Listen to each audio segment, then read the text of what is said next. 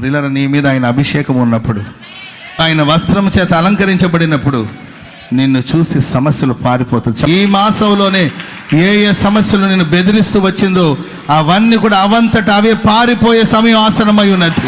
కారణమే లేకుండా సమస్యలు పారిపోతుంటే ఎందుకు పారిపోయారో నీకు అర్థం కావట్లే. హల్లెలూయా. ఎందుకు పారిపోతున్నారు? ఏది ఏసన్ గారు చెప్తారు కదండి, ఏసన్ గారు చెప్తా ఉంటారు. ఏసన్ గారు ఎవడో ఒక పిల్లోడిని చిన్నప్పుడు కొట్టాడంట. కొడితే ఏసన్ గారు చిన్నోడు, ఆ కుర్రోడు పెద్దోడు ఏసన్ గారిని తిరిగి కొట్టడానికి కోసం పరిగెత్తుకుంటూ వస్తుండే భయపడిపోయి గోడ చాటుకు దాక్కున్నాడంట. అప్పుడు ఏసన్ గారు అనుకో, ఏంది వీడు నన్ను చూసి ఇప్పుడు దాకా నన్ను తరుముకున్నవాడు నన్ను చూసి గోడ చాటుకి ఎందుకు వెళ్ళాడని ఇటు చూస్తేమో ఇటు ఏసన్ గారు వాళ్ళ నాన్న అటు నుండి వస్తా ఉన్నాడు. ఇప్పుడు ఆ కుర్రోడు ఎవరిని చూసి దాక్కున్నట్టు చెప్పాలి? వాళ్ళ నాన్నని చూసి దాక్కున్నాడు. అప్పుడు ఏసన్ గారు, రేయ్ రారా, గోడ చాటు కాదురా, దమ్ముంటే రారా బయటకు అంటాడంట.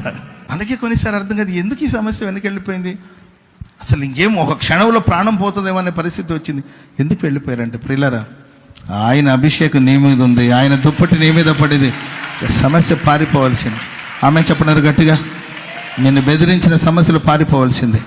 నీ కంటి మీద కునుకు లేకుండా చేసిన సమస్యలు పారిపోవలసిందే. వెనక